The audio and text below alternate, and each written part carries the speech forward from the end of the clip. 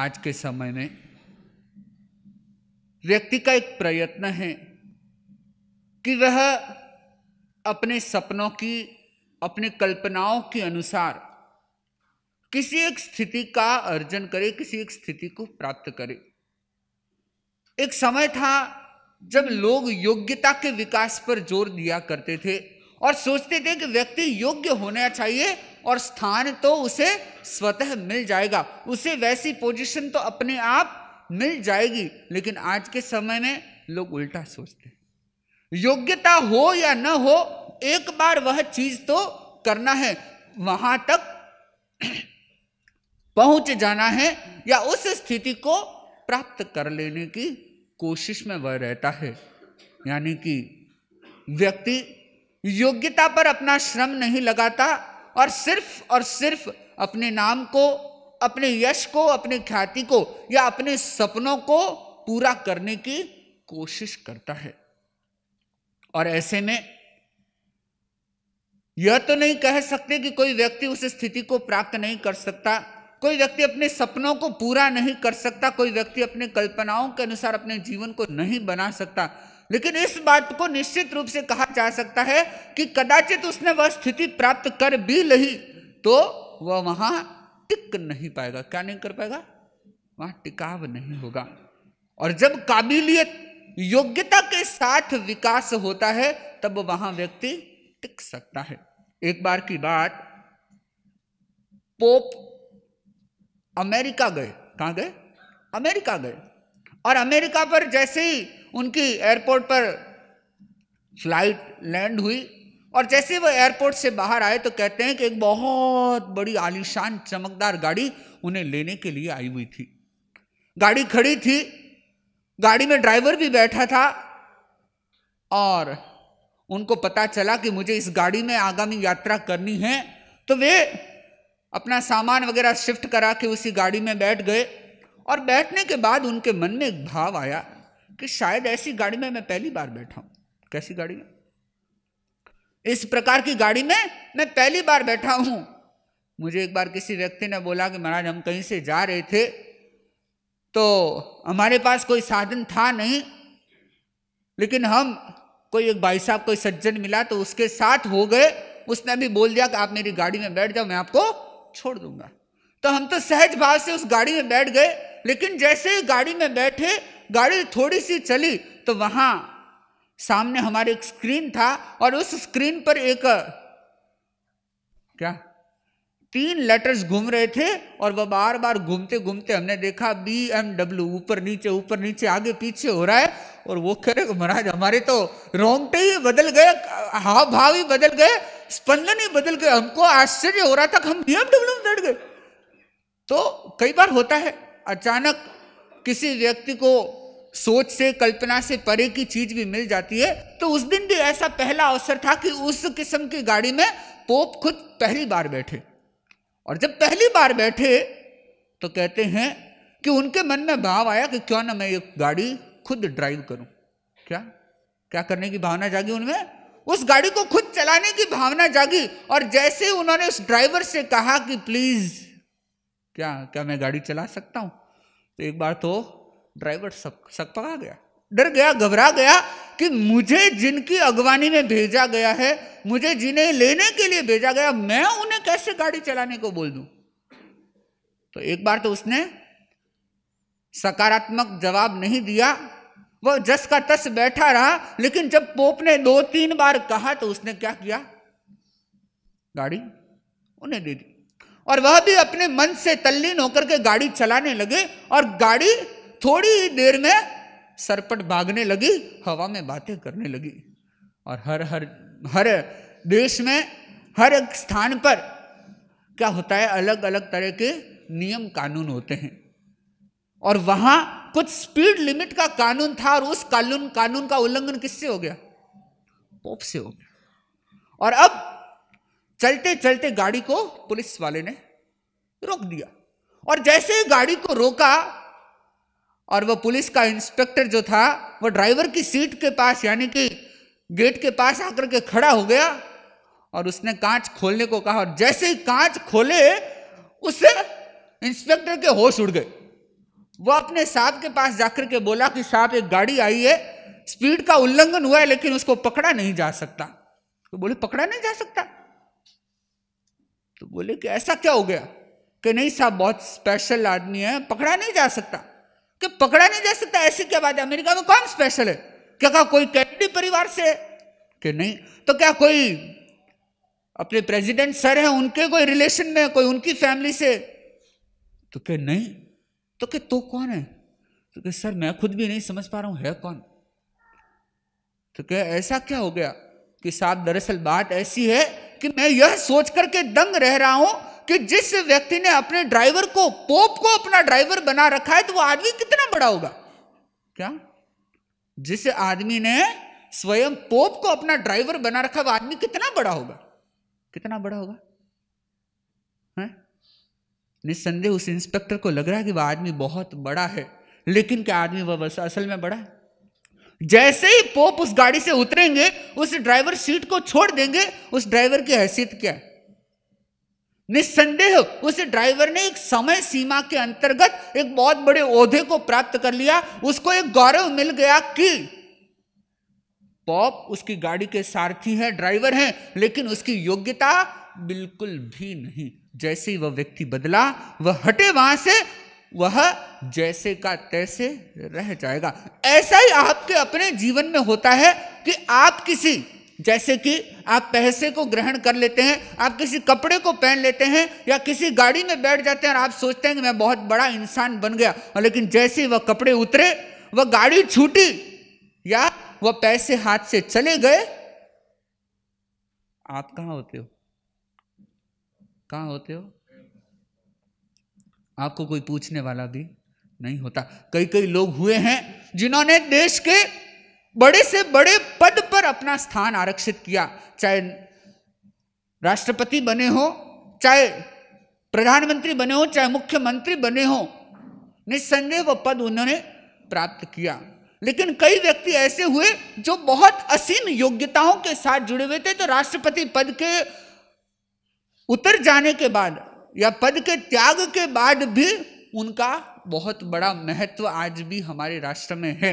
लेकिन कोई व्यक्ति ऐसा भी हो सकता है कि योगानुयोग वह उस पद पर आ गया, लेकिन जैसे उस पद से मुक्त हुआ, उससे कोई, शायद उसे बहुत सारे लोग तो ऐसे भी होंगे जो जानते भी नहीं होंगे।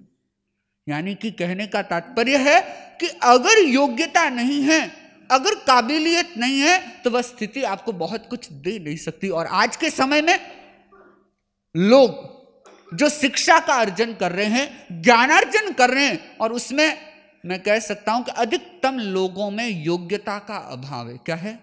योग्यता नहीं है। निस्संदेह उन्होंने शब्दों को रटा, उन्होंने डिग्री को हासिल किया, उन्होंने भारी मात्रा में नंबर्स लाए हैं, लेकिन योग्यता के नाम पर शायद एक बहुत बड़ा प्रश्न चिन्ह उन पर लगा हुआ है। और विशेष बात तो तब होती है कि योग्यता जब नहीं है उन व्यक्तियों में, और उन्होंने चाहे वह ज्ञान अर्जन कर भी लिया, वह ज्ञान उन्हें कोई लाभ देने वाला नहीं। और भगवान महावीर ने उत्तराध्ययन सूत्र के 11वें अध्ययन में एक शिक्षाशील व्यक्ति की योग्यताओं का उल्लेख करते हुए कहा, अह पंचहिं ठाणें जयं शिक्षान लभ्य थंबा कोहा पमायणम रोगेणा लस्येणय, कि वह जीव शिक्षा का अर्जन नहीं कर सकता, उसको शिक्षा कभी प्राप्त नहीं हो सकती जिनमें ये 5 अवगुण है। कितने अवगुण है? 5 अवगुण। थंबा, कोहा, मयप्पमाया, रोगेणा लस्येणय, कि जिसमें अहंकार है, क्रोध है, माया कपट है, और क्या साथ में? रोग है और आलस्य है। ये 5 क्या बता दिए? 5 अवरोध बता दिए या 5 अवगुण बता दिए। और यह 5 अवगुण माया मृषा को हम प्रमाद की कोटि में गिने या हम व्यक्ति की कमजोरी के रूप में उसे गिने, तो सबसे पहला है थंबा, यानी कि उसमें अहंकार होता है। क्या? अगर कोई व्यक्ति ऐसा है जो अहंकार से परिपूरित है, अहंकार से भरा हुआ है, वह ज्ञान का अर्जन नहीं कर सकता। और आज के समय में विनय बाद में होता है, अहंकार पहले होता है।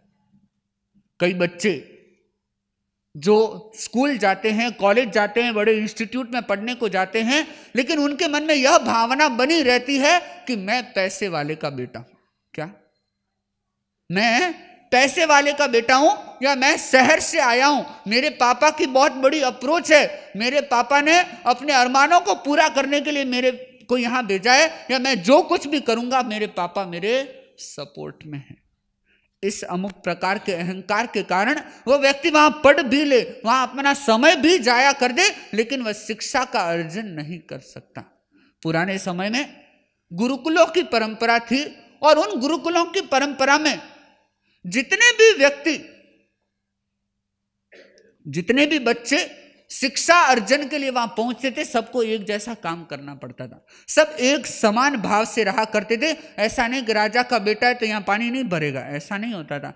पानी भरना है तो सभी को भरना है, सफाई करनी है तो सभी को करनी है, खाना बनाना है तो सभी को बनाना है, लकड़ियों का गट्ठर उठा करके लाना है तो सभी को लाना है। लेकिन आज आप खुद अपने बच्चों के अहंकार को पुष्ट करने का प्रयत्न करते हो।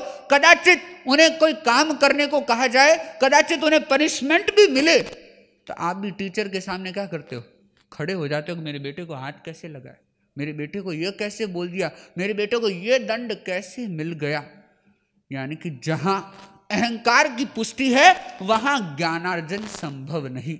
और आप अगर ज्ञानार्जन करना चाहते हैं और कदाचित आपके भीतर भी अहंकार का भाव है, तो उस अहंकार के भाव को त्यागने की कोशिश करें। साधु साधियों के समक्ष उपस्थित होते हैं, ज्ञानार्जन के भावों से अगर आप उपस्थित होते हैं तो आप प्रयत्न कीजिए कि स्वयं अपने अहंकार का त्याग करें।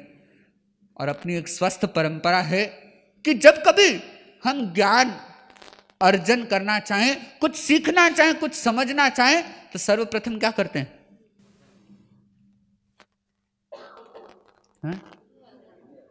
सबसे पहले वंदन करते हैं, विनय भाव से। विनय भाव से वंदन करने के पश्चात हम निवेदन करते हैं कि मुझे पढ़ाने की कृपा कराएं। यह क्या है? ये विनय भावना। और विनय भावना क्यों जरूरी है, इसको भी एकदम प्रायोगिक रूप से शास्त्रकार समझाते हैं। कहते हैं कि शिक्षा दो प्रकार की होती है। आप भी ध्यान से सुनिएगा, शिक्षा दो प्रकार की होती है। एक होती है ग्रहण शिक्षा और एक होती है आसेवन शिक्षा। ग्रहण शिक्षा यानी किसी ज्ञान को ग्रहण करना, किसी सूचना को, किसी जानकारी को ग्रहण करना, किसी रहस्य को ग्रहण करना। यह तो क्या हो गई? कौन सी शिक्षा हो गई? ग्रहण शिक्षा। और दूसरा है आसेवन शिक्षा, कि उस शिक्षा के अनुसार क्या करना? आचरण करना, उस शिक्षा को अपने जीवन में उतारना या उन शिक्षा सूत्रों से स्वयं को लाभान्वित करना। अब आप देखिए कि ग्रहण करने में तो आप सफल हो जाते हैं, होते कि नहीं होते? बहुत सारे लोग ऐसे होंगे जिनके अनेक अनेक शब्द रटे हुए होंगे, अनेक अनेक थोकड़े स्तुति स्तवन रटे हुए होंगे, और तो और कई कई परंपराओं में आगमों को भी कंठस्थ कराने के लिए जोर दिया जाता है। हालांकि तेरापन परंपरा में श्रावकों को आगम कंठस्थ नहीं करवाए जाते, लेकिन अन्य अन्य परंपराओं में करवाए जाते हैं। और कई कई लोगों को देखा है कि ज्ञान कंठस्थ तो बहुत किया, लेकिन विनम्रता का विकास नहीं। चाहे वह किसी समुदाय या संप्रदाय का व्यक्ति होगा, अमूमन देखने को मिलता है। क्यों? क्योंकि उन्होंने उस भाव को ग्रहण ही नहीं किया। और जब विनय नहीं तो वह ज्ञान शायद उनके लिए बाहर से ज्यादा और कुछ नहीं। कई कई लोग आते हैं, साधु साधियों के समक्ष भी उपस्थित होते हैं, प्रश्न करते हैं, चर्चा वार्ता करते हैं, और चर्चा वार्ता करते समय उनके प्रश्नों से एक अहंकार की गंध भी साथ में आती। पता लगता है कि यह व्यक्ति प्रश्न क्यों कर रहा है। कई कई बार मेरे साथ भी वाकया हुआ, प्रश्न पूछे मुझे, मैं उसका अपने हिसाब से या तो समाधान देने लगा, या कभी चिंतन में लीन हो गया, डूब गया कि भाई थोड़ी देर बाद सोच के बता दूं। और जब मैं सोचने लगता हूं या मेरे बताने का अंदाज थोड़ा अलग होता है, तो वो भाई इतने में टपक पड़ता है कि महाराज वो महाराज तो ऐसा कहते हैं, उस पुस्तक में ऐसा लिखा हुआ है, आचार्य श्री महाप्रज्ञ जी ऐसे फरमाया करते थे, वो गुरुदेव ऐसे कहते थे। अब जब उसको इतना पता है तब भी मेरे पास क्या आया है? आप समझ लीजिए, वो ज्ञानार्जन करने आया या ज्ञान की परीक्षा करने आया? ऐसा सीधी भाषा में कहें तो अपने ज्ञान का प्रदर्शन करने आया। और अगर खड़ी भाषा में कुछ कहे तो और भी कुछ कहा जा सकता है उसको। लेकिन आप देखना कि हमारे विनय के विकास का जो आयाम हमारे साथ जुड़ना चाहिए वह हम नहीं जोड़ पाए, तो एक बहुत बड़ी समस्या आती है। और वह समस्या है कि हम उस शिक्षा के अनुसार आचरण नहीं कर पाते। और आप अगर शिक्षा को प्रायोगिक बनाना चाहते हैं तो अपने जीवन में लक्ष्य बनाइए कि मुझे सर्वप्रथम अपने अहंकार का त्याग करना है। क्यों? क्योंकि मुझे योग्यता का विकास करना है। अहंकार जहां एक बाधा है तो वहीं विनय एक ऐसा कारण है, एक ऐसा माध्यम है जो आपको ज्ञान प्राप्ति में बड़ी ही सुगमता देगा। आसानी से आप ज्ञानार्जन कर सकेंगे। तो आप अहंकार से मुक्त बने और विनय का प्रयोग करें। और उसके साथ साथ जो दूसरी बातें अवगुण के तौर पर बताई गई, और वे अवगुण जो हमारे ज्ञानाराधना में बाधा बनते हैं, और उन अवगुणों में एक और अवगुण कहा जाता है क्रोध। क्या? क्रोध। तो हमें क्रोध को भी शांत करने का प्रयत्न करना है। क्यों? क्योंकि क्रोध अत्यंत रूप में हमारे मस्तिष्क को कमजोर कर देता है। एक पहली बात। दूसरी बात कि क्रोध हमारी ऊर्जा को खपा जाता है। क्या कर जाता है? हमारे भीतर जो ऊर्जा है, जितनी कुछ ऊर्जा हमारे भीतर है, और अगर हमने गलत कार्य में प्रवृत्त होकर के, गलत कार्य में संलग्न होकर के उसमें ऊर्जा खर्च कर दी, तो काम के जो उपयोग के कार्य हैं वे कार्य शायद बाकी रह जाएंगे। वो जो वास्तविकता में बहुत ज्यादा जरूरी है वहां कुछ हम अपने आप को केंद्रित भी नहीं कर पाएंगे। तो हमें बहुत जागने की जरूरत है और इस क्रोध को हमें शांत करने की कोशिश करना है। और उसके बाद क्रोध, अहंकार, और उसके बाद आता है प्रमाद। तीसरा कौन सा कारण है? प्रमाद। और प्रमाद में भी कई बार लोगों में उत्साहहीनता भी देखी जाती है। तो वहीं दूसरी तरफ या प्रमाद के कुछ प्रकार बताते हुए शास्त्रकार कहते हैं कि एक ऐसा प्रमाद होता है कि व्यक्ति विकथा में लग जाता है। किस में लग जाता है? विकथा। एक तो होती है कथा, एक होती है संकथा, और एक होती है विकथा। और आज के समय में आपका समय भी विकथा में ज्यादा लगता है। किस में ज्यादा लगता है? विकथा में। आप टीवी देखते हैं, फिल्म देखते हैं, और उसमें देखना अमूमन निराधार बातें होती। क्या होती है? निराधार। आप कहेंगे महाराज ऐसे कैसे निराधार बातें होती? वे सारी की सारी बातें क्या वास्तविकता में होती? क्या घटित घटनाओं के आधार पर होती है? और तो और आप आश्चर्य करेंगे कि किसी व्यक्ति विशेष के जीवन पर आधारित भी कोई फिल्म बनी है तो उसमें भी कोई ना कोई चीज तोड़ मरोड़ के डाली गई है, उसको भी क्रिएट किया गया है, उसे भी विशेष एक रूप दे करके आपके सामने प्रस्तुत किया जाता है। यानी कि जो कुछ आप देख रहे हैं वह संकथा तो नहीं है, वह क्या है? विकथा। आप जब कभी बात करते हैं, आपके लिए चर्चा के जो विषय बनते हैं वे चर्चा के विषय भी एक रूप में मैं कहना चाहूंगा कि हम सही बातों पर, सही बिंदुओं पर चर्चा कम करते हैं। गलत कार्यों पर, गलत व्यक्तियों के बारे में, या किसी व्यक्ति की गलत आदतों के बारे में हम चर्चाएं करते हैं। और वे सारी की सारी कथाएं कैसी कथाएं? विकथाएं हैं। और वह विकथाएं हमारे ज्ञानार्जन में एक बहुत बड़ी बाधा है। अहंकार, क्रोध, प्रमाद, रोग और आलस्य, ये 5 बाधाएं बताई गई। 3 बाधाओं के बारे में मैंने चर्चा की, और चौथा है रोग। और रोग तो सीधे तौर पर हमारे हाथ में नहीं कि हम रोग से बच पाएंगे या नहीं बच पाएंगे, लेकिन एक बहुत बड़ा कारण बताया गया कि जो व्यक्ति रोगी है वह व्यक्ति ज्ञानार्जन नहीं कर सकता। हालांकि किसी हद तक हम रोग से भी बच सकते हैं, स्वयं को बचा सकते हैं। आज सुबह ही चर्चा चल रही थी, तो ऐसे ही चर्चा चलते चलते एक चिंतन सामने आया कि आज के समय में व्यक्ति गोली लेने को तैयार है लेकिन सावधान होने को तैयार नहीं।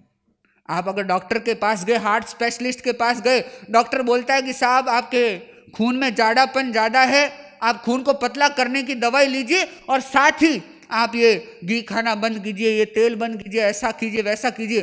तो कई लोग क्या होते हैं, बड़े होशियार होते हैं, बोलते हैं डॉक्टर साहब एक गोली और दे दो लेकिन ये खाना तो बंद नहीं होगा। क्या? तो आज के डॉक्टर भी बड़े समझदार हो गए।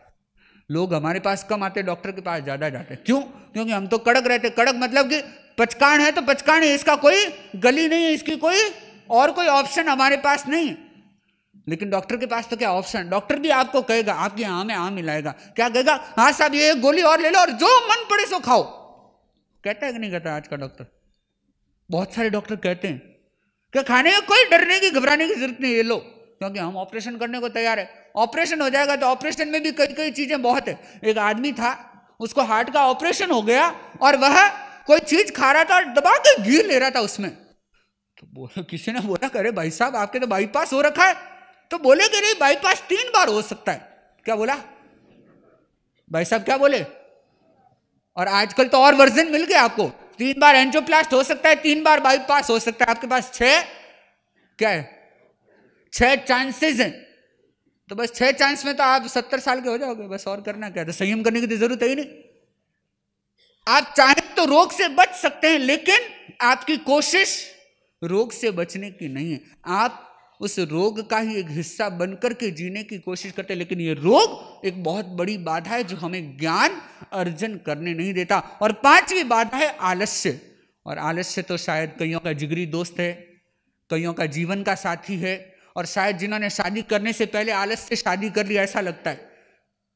तो आप इस आलस का भी त्याग करने का प्रयत्न करें। तो ये 5 जो अवगुण हैं और इनके प्रतिपक्ष अगर हम गिने तो वे 5 गुण बन जाएंगे। तो हम अपने आप को अवगुण से बचा करके गुणों के साथ जोड़ने की कोशिश करें। क्यों? क्योंकि हमें सिर्फ ग्रहण शिक्षा पर ध्यान नहीं देना है, हमें आसेवन शिक्षा पर जोर देना है। और उसमें भी जो भगवान महावीर ने कहा कि तुम अगर योग्यता का अर्जन करोगे, योग्यता का विकास करोगे, तो वह तुम्हारा अध्ययन अध्यापन, तुम्हारा ज्ञान स्थायी बन सकेगा। और अगर वह प्रयत्न नहीं हुआ तो तुम्हारा ज्ञान आया राम गया राम हो जाएगा। तो आप अगर सही रूप में ज्ञान को अपने भीतर स्थान देना चाहते हैं, ज्ञान के पात्र बनना चाहते हैं, तो स्वयं को इन 5 अवगुणों से बचाइए जो उत्तराध्ययन सूत्र के माध्यम से हमें प्राप्त होते हैं, और गुणों की आराधना करने का प्रयत्न करें। इन्हीं भावनाओं के साथ मेरा विनम्र निवेदन मुनिश्री हिमांशु कुमार जी स्वामी से। व्यक्ति के जीवन में मर्यादा का बड़ा महत्व माना जाता है। इसीलिए एक सूक्त आता है आगम का, मेरम शरणम गच्छामि। क्या आता है? मेरम शरणम गच्छामि, कि मैं मर्यादा की शरण स्वीकार करता हूँ। और जिस जिस व्यक्ति ने अपने जीवन में मर्यादा को अपनाया, जिस जिस व्यक्ति ने अपने जीवन में मर्यादा को सम्मान दिया, उस व्यक्ति का सम्मान बढ़ा है और उस व्यक्ति के जीवन की सुरक्षा हुई है। और जिस जिस व्यक्ति ने मर्यादा का असम्मान किया, उस व्यक्ति को असम्मान ही मिला है। और जिस जिस व्यक्ति ने मर्यादा को तोड़ा है, उसको समस्याओं का सामना ही करना पड़ा है। 3 प्रकार की मर्यादाएं मानी जाती हैं: आगमिक मर्यादा, संघीय मर्यादा और व्यक्तिगत मर्यादा। पहली कौन सी है? आगमिक मर्यादा, और दूसरी संघीय मर्यादा, और तीसरी व्यक्तिगत मर्यादा। पहली, तीसरी, पहली, दूसरी, तीसरी व्यक्तिगत मर्यादा। आगमिक मर्यादा और जो साधु के लिए अनिवार्यतया इन मर्यादाओं का पालन करना होता है। और इसमें सबसे पहले आगमिक मर्यादा। आगमिक मर्यादा जो भगवान प्रभु महावीर ने साधु के लिए जो व्यवस्थाएं दी, जो नियम बताए, वो आगमिक मर्यादा कहलाती हैं। 5 महाव्रतों की साधना करना, ये कौन सी मर्यादा है? आगमिक मर्यादा। 5 समितियों का पालन करना, ये कौन सी मर्यादा है? आगमिक मर्यादा है। 3 गुप्तियों की साधना करना, ये कौन सी मर्यादा है? आगमिक मर्यादा है। 9 बाड़ का पालन करना, ये कौन सी मर्यादा है? आगमिक मर्यादा है। जो आगमों में है उन मर्यादाओं का, नियमों का पालन करना, वो कहलाती है आगमिक मर्यादा। और जो हमारे संयम जीवन को सुरक्षित बनाती हैं, जो हमारी साधना को सुरक्षित करती हैं, वो आगमिक मर्यादा कहलाती है। और दूसरी कौन सी है? संघीय मर्यादा। संघीय मर्यादा जो संघ के लिए संघ की सुरक्षा के लिए जिसका निर्माण किया जाता है, और संघ की सुरक्षा खुद की सुरक्षा, खुद की सुरक्षा संघ की सुरक्षा। जैसे सभी साधु साध्वियां एक आचार्य की आज्ञा में रहे, ये क्या है? ये एक संगठन की मर्यादा है, ये एक संघीय मर्यादा है, ये कोई आगमिक मर्यादा नहीं। यह संघ की सुदृढ़ता के लिए आचार्य भिक्षु ने इन मर्यादाओं का निर्माण किया। और जो भी संगठन होता है बिना मर्यादाओं के, बिना नियमों के, संगठन कभी सुदृढ़ नहीं हो सकता, वह कभी भी छिन्न भिन्न हो सकता है। और आज चतुर्दशी का दिन, चौदस का दिन, तेरापन की धर्म संघीय परंपरा के अंतर्गत आज के दिन हाजिरी का वाचन होता है। किसका वाचन होता है? हाजिरी। हर चतुर्दशी को जहां तक अनुकूलता होती है वह परिषद के बीच में उन मर्यादाओं का वाचन किया जाता है, और कहीं कहीं उसका विस्तृत वर्णन भी, कभी कोई मर्यादा का तो कभी कोई मर्यादा का विस्तृत वर्णन भी किया जाता है। और अगर वह अनुकूलता नहीं बनती है, कई बार विहारों में, कई बार कुछ विशेष कार्यक्रम ऐसे होते हैं, तो उस समय अगर परिषद के बीच में नहीं हो पाता है तो हम अपने आप आपस में संत साध्वियां मिलकर के उन मर्यादाओं का वाचन कर लेते हैं। लेकिन चतुर्दशी को लगभग हमको मर्यादा का वाचन करने का हमारा क्रम रहता है। तो आज चतुर्दशी है तो हाजिरी का वाचन भी होता है।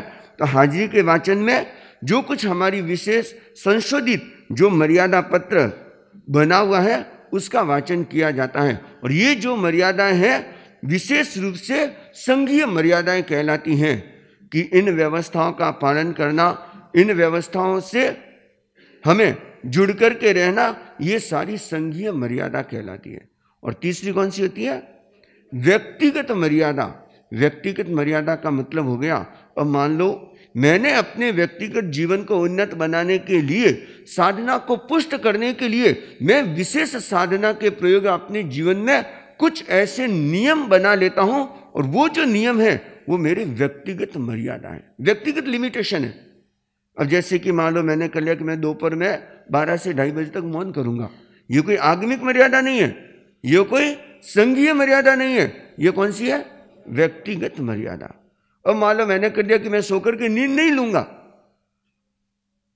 अपने धर्म संघ में एक संत है मुनि श्री ज्ञानेंद्र कुमार जी स्वामी, जिनकी साधना अपने आप में बहुत विशेष मानी जाती है, और कहते हैं कि उनको, जहां तक मुझे अंदाजन वैसे बता रहा हूं, लगभग 16-17 साल हो गए होंगे, उन्होंने लेट करके नींद नहीं ली।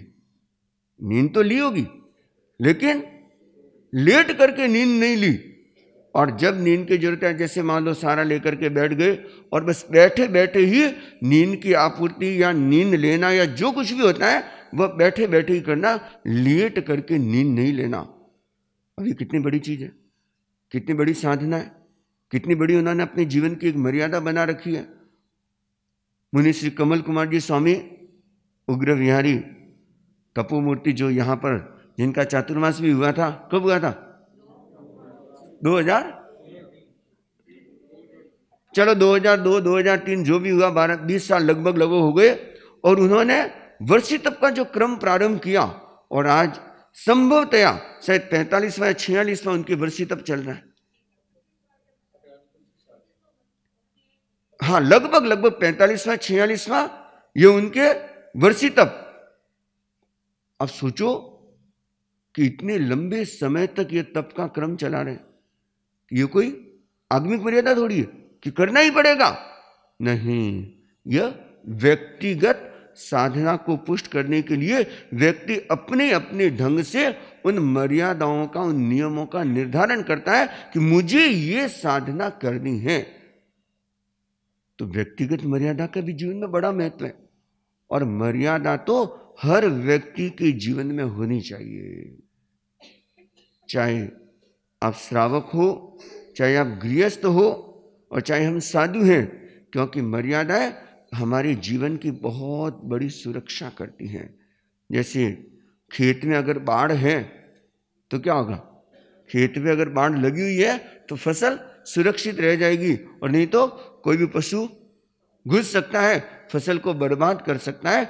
ऐसी समझ लेना कि हमारे जीवन में अगर मर्यादा की बाढ़ है तो हमारा जीवन सुरक्षित है, और नहीं तो जीवन कभी भी असुरक्षित हो सकता है। तो मर्यादा बहुत महत्वपूर्ण मानी जाती है। और चतुर्दशी के दिन जो ये हाजिरी का प्रयोग होता है, और ये भी एक बड़ा मनोवैज्ञानिक प्रयोग है कि जब हम किसी चीज को बार बार स्मरण करते हैं तो वो हमारे अंतस्थल तक अर्थात अवचेतन मन तक चला जाता है, और मर्यादा के प्रति निष्ठा का भाव पैदा होता है। क्योंकि जब आप अब रोज प्रवचन सुनते हैं और सुनते सुनते हो सकता है कोई कोई बात आपके गहरे में चली जाए और आपके जीवन को बदलने में निमित्त बन जाए। तो ये क्या हुआ? रोज सुनना अपने आप में कितना महत्वपूर्ण माना जाता है। और जरूरी नहीं है कि मैं जितनी बातें बताऊंगा सारी बातें आप मानोगे, मैं जितनी बातें बताऊंगा सारी बातें भीतर उतारोगे, मैं जितनी बातें बताऊंगा उसको आप फॉलो करोगे, कोई जरूरी नहीं है। लेकिन जब आप सुनते हैं तो आपके भीतर कहीं ना कहीं एक भाव पैदा होता है। और मान लो जैसे कभी बताया कि जो विद्यार्थी होता है जो शिक्षा ग्रहण कर सकता है, उसके 5 अगर ये अवगुण होते हैं तो वो शिक्षा ग्रहण नहीं कर सकता। अब आपने सुना और सुनकर के उसको अवधारण किया, ध्यान दिया, और आप भी कहा अच्छा मुझे भी अगर अध्ययन करना है, मुझे भी शिक्षा के मार्ग पर आगे बढ़ना है, मुझे भी शिक्षा प्राप्त करनी है, तो मुझे इन 5 से बचने की कोशिश करनी चाहिए। जब आप किसी चीज को सुनेंगे तो निश्चित वो विचार आपके भीतर जाकर के कुछ न कुछ, चाहे 0.1% ही परिवर्तन लाओ, लेकिन जरूर आता है।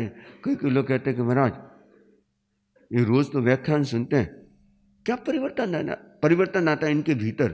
परिवर्तन आता है। ये जरूरी नहीं है कि सारे परिवर्तन हमको बाहर में दिखते हो, कोई जरूरी नहीं है। किसी के भीतर कोई वृत्ति में परिवर्तन आता है, किसी में कोई परिवर्तन आता है। आप क्या चाहते हो? हम जो चाहते हैं वो परिवर्तन इनमें आना चाहिए। परिवर्तन कौन सा आना चाहिए? और मान लो भाई श्रीमान जी को गुस्सा बहुत आता है, आप क्या कहोगे?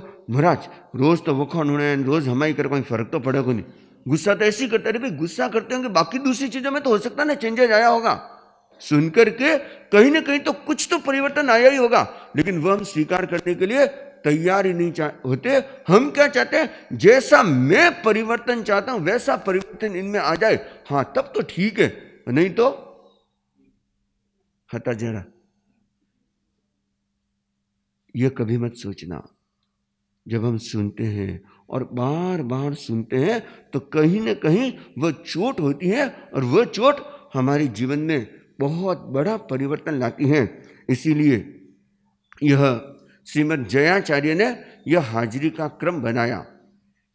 आचार्य भिक्षु ने समय समय पर अनेक प्रकार के मर्यादा पत्र लिखे, मर्यादाओं का निर्माण किया, और जैसी उस समय की सिचुएशन थी और दूरदर्शिता से उन्होंने जिन जिन मर्यादाओं का निर्माण किया और वह लेख पत्र जो तैयार किए गए, और फिर जयाचार्य ने भी उनको और व्यवस्थित करके इस तरह से कि ये किस तरह से व्यक्ति के भीतर तक जा सके, तो उन्होंने हाजिरी का क्रम प्रारंभ किया।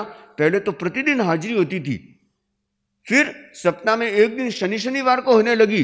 फिर देखा कि नहीं, यह भी बहुत ज्यादा हो जाता, क्योंकि लोग फिर दूसरी चीजों का लाभ नहीं ले पाते, प्रवचन नहीं सुन पाते। तो फिर जयाचार्य ने एक व्यवस्था कर दी कि चतुर्दशी को हाजिरी करनी चाहिए, और वो भी जनता के बीच में प्रवचन में। क्यों? ताकि लोगों को भी जानकारी हो कि हमारी संघीय मर्यादाएं क्या हैं, हमारी संघीय व्यवस्थाएं क्या हैं। तो इसमें जनरल कुछ ऐसी व्यवस्थाएं, कुछ ऐसी मर्यादाएं जो बताई गई हैं, तो उन मर्यादाओं का मैं संक्षिप्त में वाचन कर लेता हूं। 13वीं शताब्दी के अवसर पर आचार्य तुलसी द्वारा लिखित विक्रम संवत 2017 का मर्यादा पत्र, ये जो मर्यादा पत्र मेरे हाथ में है, तो यह 2017 विक्रम संवत, तो उस समय का यह संशोधित जो मर्यादा पत्र है, हिंदी भाषा में और थोड़ी सी राजस्थानी भाषा में भी है, ये मर्यादा पत्र है। सर्व साधु साध्वियां 5 महाव्रत, 5 समिति और 3 गुप्ती की अखंड आराधना करे। ईरिया भाषा ऐषणा में विशेष सावधान रहे, चलते समय बात न करे, सावध्य भाषा न बोले, आहार पानी पूरी जांच करके ले, शुद्ध आहार भी दाता का अभिप्राय देकर हट मनुहार से ले। वस्त्र पात्र आदि लेते व रखते समय तथा पूंजने व परखने में पूर्ण सावधानी बरते। प्रतिलेखन व प्रतिक्रमण करते हुए बात न करे। ये हमारी जो दैनिक चर्या है, दैनिक चर्या है, उससे संबंधित कुछ ये व्यवस्थाएं हैं, मर्यादाएं हैं। भिक्षु स्वामी ने सूत्र सिद्धांत देखकर सम्यक श्रद्धा और आचार्य की प्ररूपणा की। त्याग धर्म, भोग अधर्म, व्रत धर्म अव्रत अधर्म, आज्ञा धर्म अनाज्ञा अधर्म, असंयति के जीने की वांछा करना राग, मरने की वांछा करना द्वेष और संसार समुद्र से उसके तरने की वांछा करना, इच्छा करना वीतराग देव का धर्म है। भिक्षु स्वामी ने न्याय, समविभाग और समभाव की वृद्धि के लिए तथा पारस्परिक प्रेम, कलह निवारण और संघ की सुव्यवस्था के लिए अनेक प्रकार की मर्यादाएं की। उन्होंने लिखा, ये 5 मौलिक मर्यादाएं हैं। सर्व साधु साध्वियां एक आचार्य की आज्ञा में रहे। ये पहली मर्यादा कौन सी है कि जितने भी साधु साध्वियां हैं वो एक आचार्य की आज्ञा में रहे। विहार चातुर्मास आचार्य की आज्ञा से करे। तीसरी, अपना अपना शिष्य शिष्याएं न बनाए। चौथी, कोई भी आचार्य योग्य व्यक्ति को दीक्षित करे। दीक्षित करने पर भी कोई अयोग्य निकले तो उसे गण से अलग कर दे। पांचवी, आचार्य अपने गुरु भाई या शिष्य को अपना उत्तराधिकारी चुने, उसे सब साधु साध्वियां सहर्ष स्वीकार करें। ये 5 संघ की आधारभूत मर्यादाएं मानी जाती हैं, मौलिक मर्यादाएं मानी जाती हैं, जिस पर हम कह सकते हैं तेरापंथ धर्म संघ का ढांचा खड़ा है। तेरापंथ धर्म संघ की नींव मानी जाती है। गण की एकता के लिए यह आवश्यक है उसके साधु साध्वियों में सिद्धांत या प्ररूपणा का कोई मतभेद न हो। इसीलिए भिक्षु स्वामी ने कहा, कोई श्रद्धा, आचार, कल्प या सूत्र का कोई विषय अपनी समझ में न आए अथवा कोई नया प्रश्न उठे, वह आचार्य व बहुश्रुत से चर्चा जाए, किंतु दूसरों से चर्चा कर उन्हें शंकाशील न बनाया जाए। आचार्य व बहुश्रुत साधु जो उत्तर दे वह अपने मन में जचे तो मान ले, न जचे तो उसे केवली गम्य कर दे, किंतु गण में भेद न डाले, परस्पर दलबंदी न करे।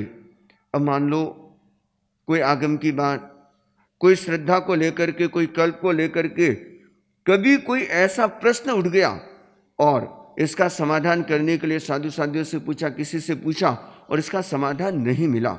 हो सकता है कभी कोई ऐसा मुद्दा हो जाए और अगर वह समझ में नहीं आया, आचार्य के पास में गए, बहुश्रुत साधुओं के पास में गए, चर्चा की, बातचीत की, समझने का प्रयत्न किया और वह मेरे विचारों के अनुसार सेट नहीं हो रहा है, मेरे दिमाग में सेट नहीं हुआ, तो आचार्य भिक्षु ने क्या कहा कि अगर आपको नहीं जचे तो उसे केवली गम्य कर दो कि भाई तीर्थंकर प्रभु, वीतराग प्रभु जाने।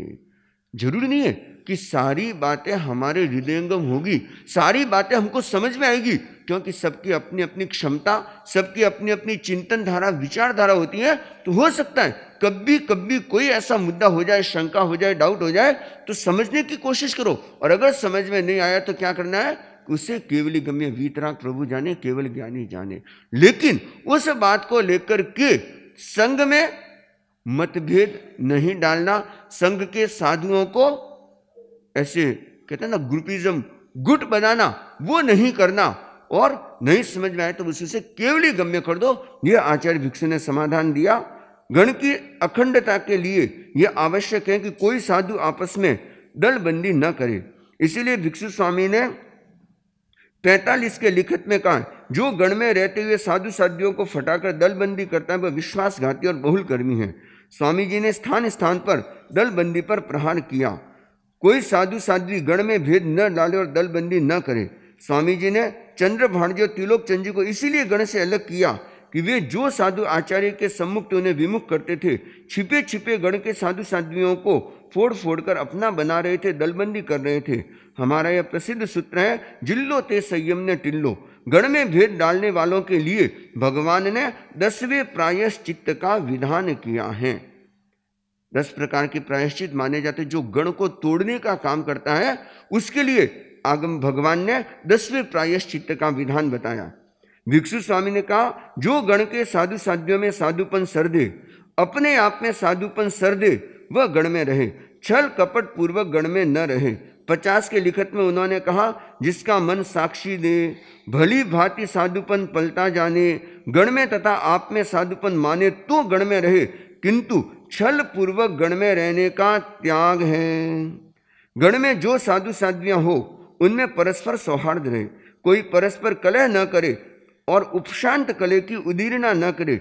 इसलिए भिक्षु स्वामी ने कहा, गण के किसी साधु साध्वी के प्रति अनास्था उपजे, शंका उपजे, वैसी बात करने का त्याग है। किसी में दोष देखे तो तत्काल उसे जता दे तथा आचार्य को जता दे, किंतु उसका प्रचार न करे। दोषों को चुन चुन कर इकट्ठा न करे, जो जान पड़े अवसर देखकर तुरंत जता दे, वह प्रायश्चित्त का भाग्य जो बहुत समय बाद दोषों को बताता है। किसी साधु साध्वी को जाति आदि को लेकर ओछी जबान न कहे, आपस में मन मुटाव हो वैसा शब्द न बोले, एक दूसरे में संदेह उत्पन्न न करे तथा गण और गणी की गुण रूप वार्ता करे। कोई गण तथा गणी की उतरती बात करे उसे टोक दे और वह जो कहे उसे आचार्य को जता दे। कोई उतरती बात करता है, कोई उसे सुनता है, वे दोनों अविनीत हैं। विनीत वह होता है जो आज्ञा को सर्वोपरि माने। भगवान ने कहा, चैज्य देहम नव धम्म शासनम, मुनि शरीर को छोड़ दे किंतु धर्म शासन को न छोड़े। ये बहुत महत्वपूर्ण बात है कि कभी संघ में रहते हुए कभी कोई ऐसी स्थिति आ जाती है कि मन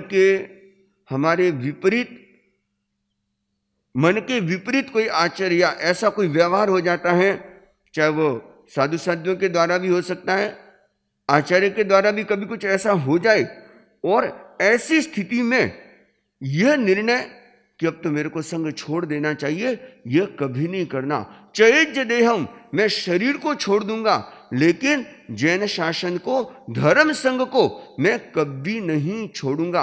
और यह अपने आप में बहुत दृढ़ता का प्रश्न है कि व्यक्ति की श्रद्धा कितनी मजबूत है। कोई कारण से कोई ऐसी घटना घट भी सकती है, छद्मस्त है तो हो भी सकता है, लेकिन मेरा निर्णय क्या रहेगा, मेरी श्रद्धा क्या है कि मैं शरीर को छोड़ दूंगा लेकिन धर्म शासन को नहीं छोड़ूंगा। कोई साधु साध्वी क्रोधादिवश आज्ञा और अनुशासन का पालन नहीं कर सकने पर अथवा अन्य किसी कारण से गण से अलग हो जाए अथवा किसी को अलग किया जाए तो किसी साधु साध्वी का मन भंग कर अपने साथ ले जाने का त्याग है। कोई जाना चाहे तो भी उसे साथ ले जाने का त्याग है। गण के साधु साध्वियों की उतरती बात करने का त्याग है।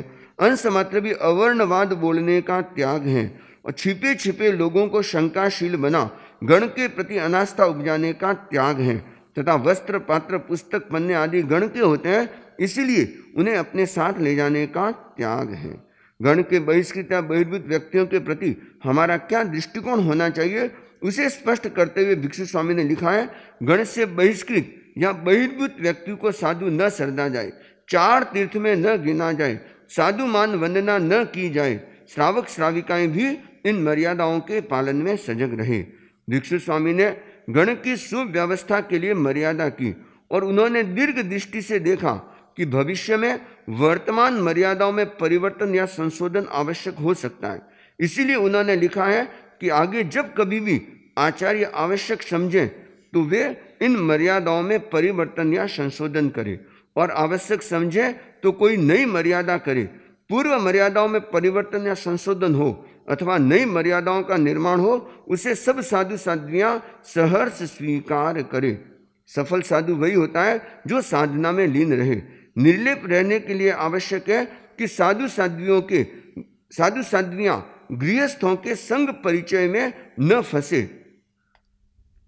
निद्रा, हास्य, विकथा ये साधना के विघ्न है, इसलिए नींद को बहुमान न दे। हास्य और विकथा का वर्जन करे तथा ध्यान और स्वाध्याय के द्वारा आत्मा को भावित करे। निद्यम चनबौ मन्यज्जा संपहासम विभज्जये मिहो कहाहिम नरमे सज्जा यम्य रोसया सज्जाय सज्जान रयस तायिणो अपाव भावस तवे रयस विशुद्धि जमसि मलम पुरे कड़म समीरियम रूप मलम व जोइणो। महाव्रतों, समिति गुप्तियों तथा गण की छोटी बड़ी सभी मर्यादाओं का सम्यक पालन करने वाला मुनि आचार्य की आराधना करता है, श्रमणों की आराधना करता है और सब लोगों की दृष्टि में वह पूज्य होता है, तथा जो उनका सम्यक पालन नहीं करता वह न आचार्य की आराधना करता है और न लोगों की दृष्टि में पूज्य होता है। आयर्ये आराही समणे यावी तारिसो गीता वीणम पुयंती जेने जानंती तारिसम। आयर्ये नाराही समणे यावी तारिसो गीता वीणम गरिहंती जेने जानंती तारिसम। इसलिए विनीत साधु साध्वियां आज्ञा, मर्यादा, आचार्य, गण और धर्म की सम्यक आराधना करे और धर्म शासन की गौरव वृद्धि करे। आणम समम आराहयिष्यामि, मेरम सम्मम पालयिष्यामि, आर्यम सम्मम आराहयिष्यामि, गणम सम्मम अनुगमिष्यामि, धम्मम न कया विजहिष्यामि, आणम शरणम गच्छामि, मेरम शरणम गच्छामि, आर्यम शरणम गच्छामि, गणम शरणम गच्छामि, धम्मम शरणम गच्छामि। यह मर्यादा पत्र का वाचन। और वैसे हर रोज हम एक लेख पत्र का वाचन करते हैं जिसमें कुछ संक्षिप्त में धाराएं हैं। जब हम सवेरे प्रतिकोण करते हैं तो उससे पहले उस लेख पत्र का प्रतिदिन का हमारा वाचन का भी क्रम रहता है। तो यह मर्यादाएं जो हमारे जीवन के लिए बहुत महत्वपूर्ण है और इन मर्यादाओं का हम श्रद्धा के साथ में पालन करने की कोशिश करें और हर श्रावक श्राविकाओं को भी अपने जीवन में कुछ लिमिटेशन, कुछ मर्यादाएं व्यक्तिगत रूप में, पारिवारिक रूप में भी उन मर्यादाओं का पालन होना चाहिए, उन मर्यादाओं का निर्माण होना चाहिए ताकि अपने आप को हम सुरक्षित बना सके। तो ये 3 प्रकार की मर्यादाएं होती है। कितने प्रकार की? पहली कौन सी है? आगमिक मर्यादा, दूसरी संघीय मर्यादा और तीसरी व्यक्तिगत मर्यादा। तो हमें तीनों मर्यादाओं का अपने जीवन में पालन करने का प्रयत्न करना है। इन्हीं भावों के साथ में ओम शांति शांति शांति।